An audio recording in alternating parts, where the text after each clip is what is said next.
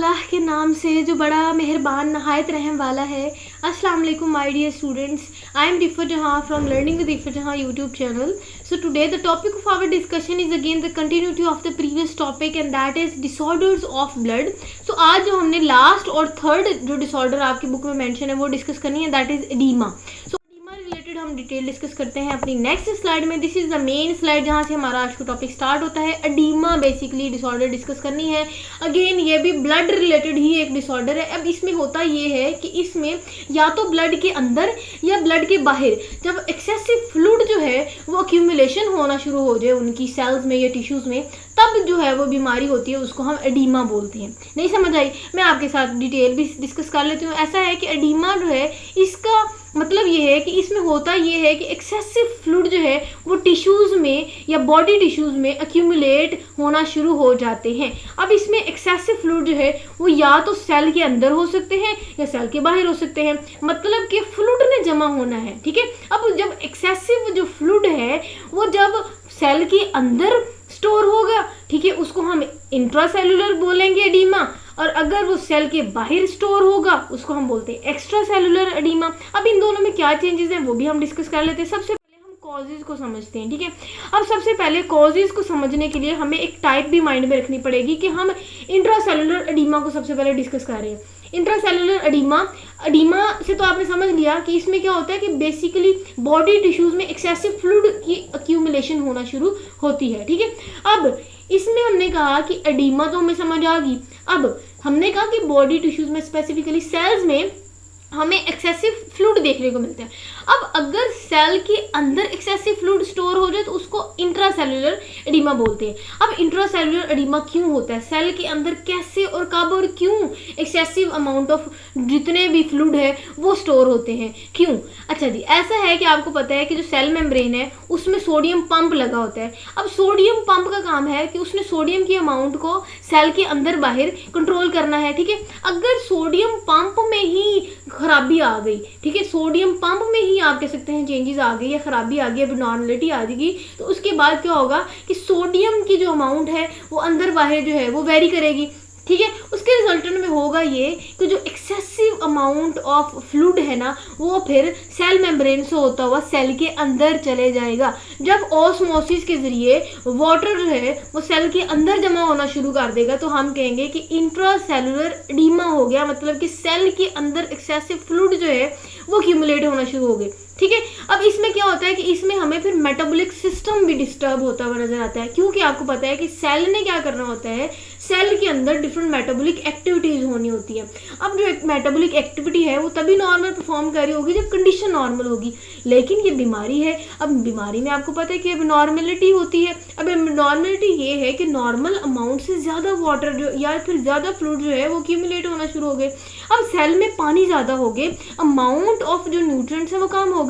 ठीक है, जिसके रिजल्टेंट में क्या होता है, एक तो लेक ऑफ न्यूट्रिएंट्स हो जाते हैं, जो सेल है उसके अंदर न्यूट्रिएंट्स की अमाउंट कम हो जाती है। दूसरा जो मेटाबॉलिक सिस्टम था वो डिस्टर्ब हो जाता है, उसमें कमी वाक़ई हो जाती है। ठीक है, और सारी की सारी जो इंट्रासेलुलर एडीमा है इसकी वजह यही है कि जो सेल मेम्ब्रेन में लगा हुआ सोडियम पंप है ये जब अपना काम नॉर्मली परफॉर्म नहीं करेगा, देखिए कॉज भी तो हमने डिस्कस कर लिया ना, तब क्या होगा कि सेल के अंदर एक्सेसिव फ्लूइड स्टोर होना शुरू हो जाएगा और उसको हम कहते हैं कि ये इंट्रासेलुलर एडीमा हुआ। ठीक है, अब नीचे मैंने बहुत इंपॉर्टेंट शॉर्ट क्वेश्चन भी मेंशन कर दिया, पूछा जाता है, क्वेश्चन भी मेंशन कर दिया, स्लाइड में मैंने प्रॉपर आपको उसका आंसर भी दिखा दिया। अब ये लास्ट स्लाइड है हमारी आज के टॉपिक की, और ये है कि अब हमने एक्स्ट्रा सेलुलर एडीमा डिस्कस करना है। सबसे पहले एक्स्ट्रा सेलुलर एडीमा को समझे। एडीमा अगेन मैंने कहा कि सेल के अंदर फ्लूइड की एक्यूमुलेशन हो जाना, एक्सेसिव फ्लूइड, ज़्यादा नॉर्मल से ज़्यादा फ्लूइड जमा हो जाना। अब एक्स्ट्रा सेलुलर की टाइप है तो इसका मतलब सेल के बाहर। अब सेल के बाहर का मतलब है कि जब दो सेल या ज़्यादा सारे सेल उनके बिटवीन सेल्स के दरमियान, जाहिर है सेल्स के दरमियान होगा लेकिन एक सेल के तो बाहर होगा। ठीक है, तो सेल्स के दरमियान जब एक्सेसिव अमाउंट ऑफ फ्लूइड हमें देखने को मिलता है या वहाँ फिर उसकी एक्यूमुलेशन या फिर प्रेजेंस देखने को मिलती है तो उसको हम कहते हैं कि वो एक्स्ट्रा सेलुलर एडीमा है। ठीक है, अब हम देखते हैं कि इसमें वजूहात क्या है, कॉज क्या है, कैसे एक्स्ट्रा सेलुलर जो है वो एडीमा की वजह बनती है। एबनॉर्मल लीकेज ऑफ फ्लूइड्स, सबसे पहले तो हम देखेंगे कि जो ब्लड कैपिलरीज है इससे हमें अब नॉर्मल लीकेज ऑफ फ्लूइड्स देखने को मिलेगा। अब ब्लड कैपिलरीज आपको पता है कि ब्लड कैपिलरीज में कैपिलरीज का काम होता है कि उन्होंने ट्रांसपोर्ट ऑफ मटेरियल करना होता है ब्लड से बॉडी में, ठीक है। अगर वहाँ नॉर्मल अमाउंट से ज़्यादा अमाउंट ऑफ आप कह सकते हैं फ्लूइड की लीकेज हो जाए तो उसके रिजल्टेंट में भी हम कहेंगे कि हमें एक्स्ट्रा सेलुलर एडीमा हो गया, या फिर हम कहते हैं कि एक्सेसिव अमाउंट ऑफ फ्लूइड जो है वो फिर ब्लड जो कैपिलरीज है उससे बाहर आना शुरू हो जाते हैं, ठीक है। अच्छा जी, उसके बाद कहते हैं कि जो लिम्फेटिक सिस्टम है, आपको पता है लिम्फेटिक सिस्टम में लिम्फ जो होता है ना, उस लिम्फ को वापस सर्कुलेटरी सिस्टम में डालना होता है, ठीक है।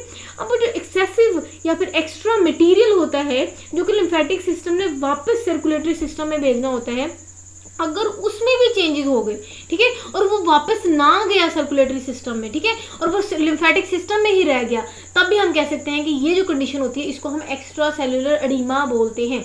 समझ आई है? कोई नहीं आई दोबारा रिपीट कर देती हूँ, परेशान नहीं होना। इसमें क्या होता है कि बेसिकली ब्लड कैपिलरीज में जो कैपिलरीज हैं इन्होंने एक्सचेंज ऑफ मटेरियल करवाना होता है, लेकिन अगर वहाँ खराबी होगी, क्योंकि हमने इंट्रासेलुलर में कहा था कि सेल मेम्ब्रेन के सोडियम पंप में खराबी होगी, वजह समझ गए ना कि खराबी कहाँ से है। इसकी खराबी हमने ये पकड़ी कि जो ब्लड कैपिलरीज में कैपिलरीज है ना, ये जब अपना काम नॉर्मल से ख़राब करना शुरू कर देंगी ना, कि नॉर्मल से ज़्यादा लीकेज जब उनमें फ्लूइड की देखने को मिलती है तब ये बीमारी होती है। लिम्फेटिक सिस्टम जिनका नॉर्मली ये होता है कि उन्होंने फ्लूइड को वापस सर्कुलेटरी सिस्टम में डालना होता है, लेकिन अगर वो ना डाल ले, ठीक है, तो फिर एक्सेसिव अमाउंट ऑफ आप कह सकते हैं जो फ्लूइड है वो हमें वहाँ एक्यूमुलेशन देखने को मिलती है, एक वजह। दूसरी वजह है रिटेंशन। रिटेंशन कहते हैं रखना, ठीक है, जमा करना। अच्छा जी, रीनल आपको पता है ये किडनी से निकला है। अब आपको पता है कि किडनी का काम होता है कि उन्होंने ऑस्मो रेगुलेशन करनी होती है, सॉल्ट्स और वाटर की अमाउंट को मेंटेन करना होता है अंदर बाहर। कहते हैं कि एडीमा जो है वो एक रीनल रिटेंशन की भी वजह बनते हैं, मतलब कि इसमें क्या होता है कि गुर्दे जो है वो ज़रूरत से ज़्यादा पानी और नमक को जो है वो जिस्म में रखना शुरू कर देते हैं, ठीक है। अगेन ये फ्लूइड्स की ज़्यादती ही हो गई ना बॉडी के अंदर, ठीक है।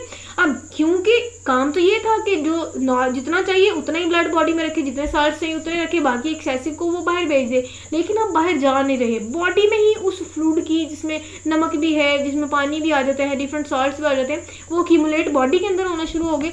इसका मतलब इसको रीनल रिटेंशन बोलते हैं, और ये जो टाइप है इसको हम एक्स्ट्रा सेलुलर एडीमा बोलते हैं।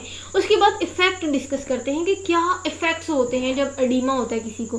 सबसे पहले इफेक्ट ये है कि जाहिर है भाई एक्सचेंज में डिस्टर्बेंस देखने को मिलती है, मतलब कि नॉर्मल जो ब्लड कैपिलरीज में एक्सचेंज ऑफ मटेरियल देखने को मिलना चाहिए था उससे ज़्यादा ये कम, मतलब चेंजेस होना शुरू हो गए, एक्सचेंज में डिस्टर्बेंस होगी, ठीक है।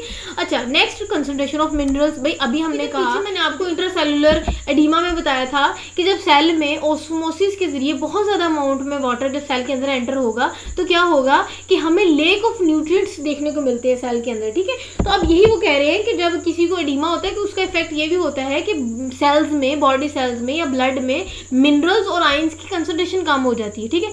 अच्छा, उसके बाद एक और इफेक्ट होता है वो है ब्लड प्रेशर का। अब इसमें ना अगर हम एडीमा की बात करें तो ब्लड वॉल्यूम बहुत इफेक्ट करता है, ठीक है, ब्लड वॉल्यूम पे इफेक्ट आता है। अब ब्लड वॉल्यूम जो है वो आपको पता है ब्लड प्रेशर को इफेक्ट करता है। अब ब्लड प्रेशर जो है वो इंक्रीज हो जाएगा, ठीक है। अब जब ब्लड में ज़ाहिर खराबी होगी, जब ब्लड में मिनरल्स और आयंस की कंसंट्रेशन अप डाउन होगी तो क्या होगा कि ब्लड प्रेशर में चेंज आएगा। अब ब्लड प्रेशर जब में चेंज आएगा, इंक्रीज होगा, तो हार्ट पे लोड होगा। अब हार्ट जो है उस पर प्रेशर पड़ रहा है, ठीक है। अब जब प्रेशर इंक्रीज हुआ, ब्लड प्रेशर इंक्रीज होने के बाद हम कहेंगे हार्ट पे वर्क लोड ज़्यादा हुआ, हार्ट पे लोड ज़्यादा हुआ, तो उसके बाद हम कहते हैं कि ये कुछ ऐसे इफेक्ट्स हैं जो एडीमा के बाद हमें बॉडी में फील होते हैं। समझ आ गई? This is it. यही था हमारा आज का टॉपिक, छोटा सा टॉपिक था, 2 स्लाइड पे मुश्तमिल। इसमें हमने एडीमा रिलेटेड भी डिटेल डिस्कस कर ली कि जी एक्सेसिव फ्लूइड की अपटेक होना या फिर एक्यूमुलेशन हो जाना, अगर वो सेल के अंदर होती तो इंट्रासेलुलर, ठीक है, और अगर वो सेल के बाहर होती तो एक्स्ट्रा सेलुलर होती है। इसकी सारी डिटेल मैंने आपको बता दी। अगर इसमें नहीं समझ आई, आपने कुछ पूछना है, कमेंट सेक्शन में ज़रूर पूछिएगा, फीडबैक मुझे लाजमी दीजिएगा। नेक्स्ट जो है वो इंशाल्लाह हम हार्ट को डिस्कस करेंगे जो कि एक पंपिंग ऑर्गन है, उसकी सारी की सारी डिटेल बहुत इंटरेस्टिंग होने वाली है। टिल देन आप सब ने बस यही करना है, अपना बहुत सारा ख्याल रखना है, ठीक है। मुझे दीजिए इजाज़त, नेक्स्ट टॉपिक में मुलाकात होती है। Till then stay connected and अल्लाह हाफिज़।